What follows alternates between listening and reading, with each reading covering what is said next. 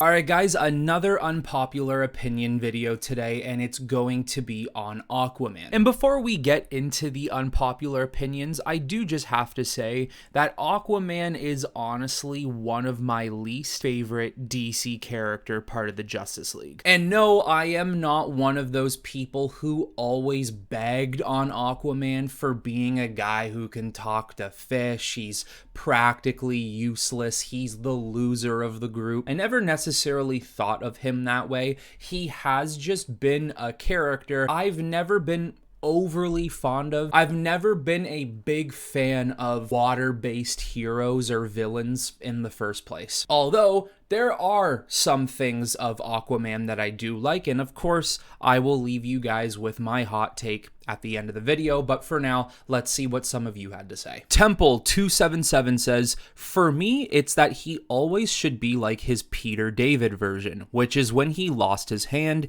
and got a hook instead of it, and a dolphin is getting her cheeks clapped by him.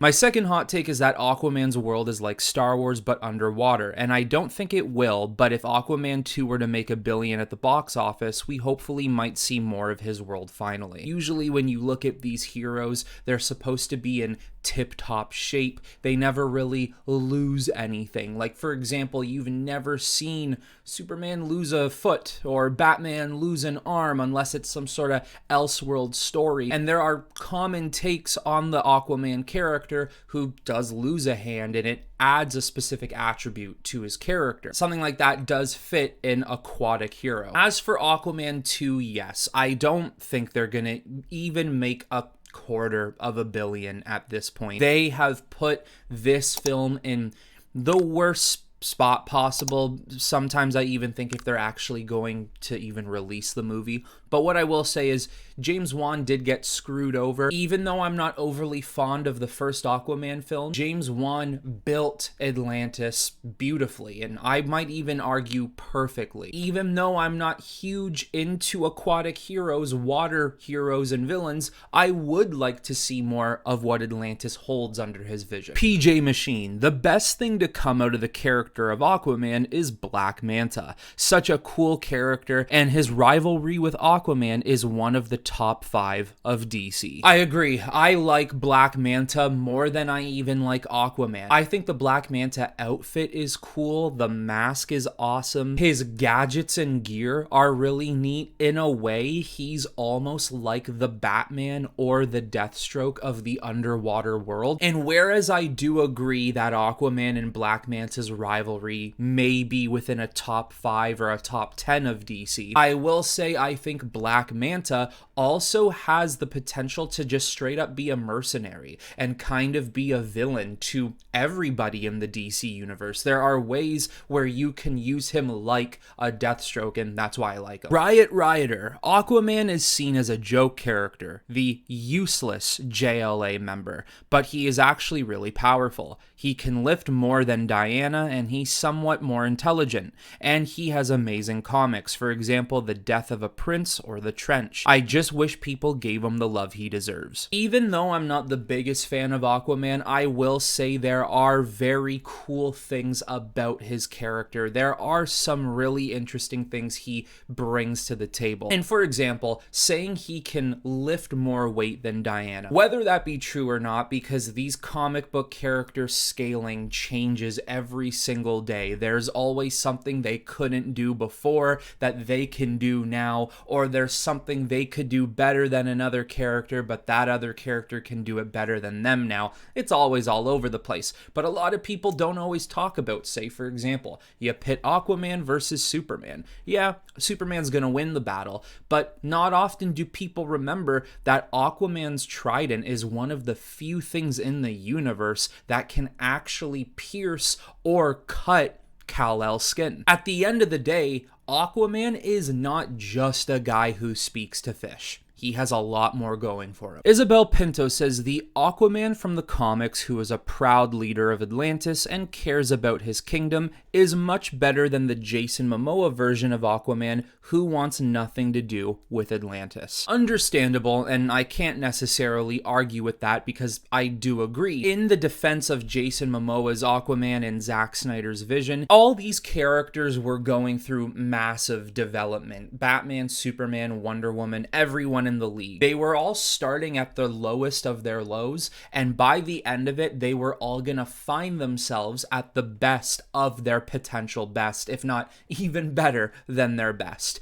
And what we would have seen is Jason Momoa's Aquaman was going to learn, this is my destiny. This is my fate. I actually do love Atlantis. I love the world. I need to be a proud leader of Atlantis. So whereas I do agree, I prefer the Aquaman who loves being king over Jason Momoa's neglect to being king, I do appreciate the fact that Jason Momoa's Aquaman was one day going to get to that point. Josiah the Brain, Aquaman especially in his Silver Age comics got darker than everyone in the Justice League. If they made a movie about the original Aquaman, it would be easily one of the darkest DC movies up there with the Joker. You know what would be a really neat DC dark label Elseworlds type of a movie for Aquaman? You don't make him so much a mermaid, you make him the villainized version of a mermaid. You make Aquaman and maybe his people sirens.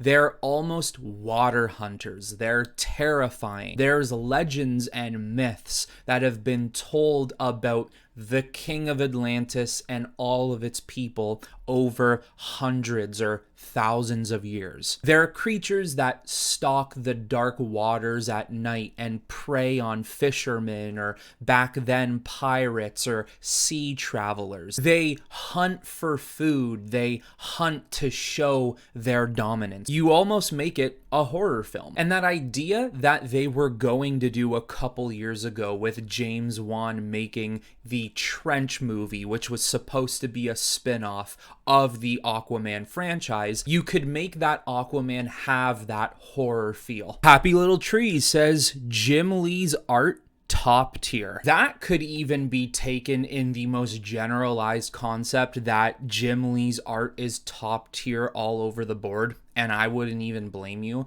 but I will center this, of course, more so on Aquaman, in which I will agree. Aquaman's look in the New 52, which once again, I find myself here with a little bit of hindsight. I didn't really like New 52 when it came out, and there are still a lot of things I don't like about New 52, but the more I do these videos, I start to realize there are things about New 52 I did appreciate, and this is one of them. I think Aquaman's look from Jim Lee in the New 52 is like a 10 out of 10. He looks completely badass in every way. Jim Lee's take on Aquaman does make me feel like, okay, that's a king of Atlantis. Like I've said, Jim Lee knows how to make a great Superman, a great Batman, a great Green Lantern, but there is something about Aquaman that he draws him to make you almost feel fearful. Like, once again, yes, that's a king. Jim Lee in general would probably just be in my top 3 artists of comics of all time,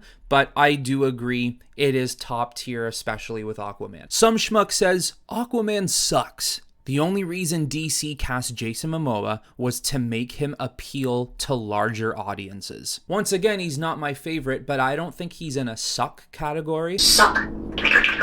Although, I will completely agree with you that Zack and DC did cast Momoa to appeal to more people. I think Jason Momoa is a really cool guy. Anybody who's ever met the guy, any interview you watch, he just seems honestly so lovable. He seems like such a nice person. Obviously, that's what you want from people who get cast as these characters. You want to be able to see them outside of their roles and be like, he or she is really cool. And let's be real here, for the ladies, Jason Momoa definitely brings in a lot of interest for women. And I personally like Momoa as Aquaman. I think it's a good fit. I think his tattoo design is perfect for the image Zack Snyder had going for this version of Aquaman. But not only does bringing in Jason Momoa as Aquaman open up audience reception to the character, but changing his appearance and also making him a little bit of a darker version than other Aquamans from before, not just personality wise, but even visually, I think made him more interesting as well. Regular OG Aquaman, I don't think he would work in Zack Snyder's world. Erks Collectible says he has a ton of villains from the Silver Age that need to be brought to modern comics instead of reusing Ocean Master and Black Manta for the millionth time. A, I agree with you. And B, I think the sad thing is even though I know a lot about DC, that just shows you how little of interest I have for Aquaman, because I can't really tell you any other villain he really has had besides Black Manta or Ocean Master. No characters immediately come to my mind right now. If I looked up Aquaman villains online and searched through his villains, there would definitely be characters I would recognize and be like, oh yeah, there's another one, but I can't just think of it off the top of my head. Ocean Master and Black Manta are great and will probably go down as his best villains of all time, but you are right. The problem is that a lot of these writers within DC are just not willing to open up the doors for different types of Aquaman storytelling, but also a big problem about it, they might fear a lot of people just really aren't all that interested, and not even just don't care about other villains, might not really care about Aquaman as much as these other top tier heroes. I'm sure it is already hard enough to tell different types of Aquaman stories when your original, more common, maybe canon Aquaman stories do not sell as well as, say, a Batman, Superman, or Flash. So I'm gonna get into my unpopular opinion, but I'm gonna read this comment first that does lead into my hot take. From Barnabas Galanti, Aquaman is not JL material. He should not be part of the main seven. He is the king of Atlantis. I would think that as such, he has better things to do. He contributes very lightly to the league. What does he bring to the table that others don't? Also, there only ever seems to be one story that can be told with him, the one where he has to take the throne from his brother. This has been told in comics, in the Justice League animated series, in the Justice League Throne of Atlantis animated movie, and in the live-action Aquaman movie. We all know that one by now. Move on. So where my unpopular opinion does take place is I don't believe Aquaman should be part of the main seven of the Justice League. I have no problem with Aquaman being part of the Justice League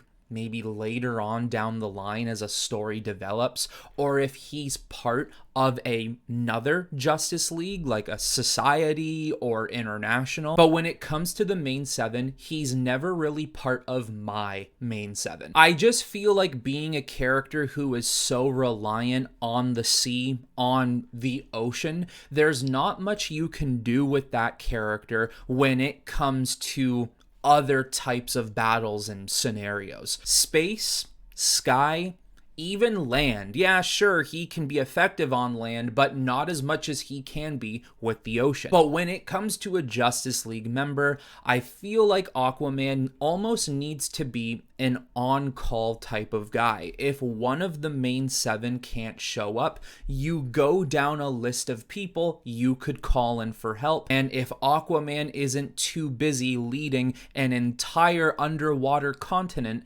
then he could come in and help the league. I know Aquaman is crazy powerful. I know Aquaman can do a lot more than just what everybody makes fun of him for doing. I know in a lot of ways he can be a top 10 character in DC, but I don't find him very interesting when he takes place in a Justice League. Even look at Zack Snyder's Justice League, for example. Realistically, when you look at their fight against Steppenwolf, they could have done it without Aquaman. They did not really need him there. But there you have it, everyone. Bold takes and unpopular opinions on Aquaman. So as per usual, if you did not have a chance to post your comment on the community post and you want to voice your opinions, now's your chance to do so in the comments below. And as always, I will be posting the picture of the next character we will be doing very soon, so keep an eye out for that. But that is it for this video, everyone. So until next time, I will talk to you all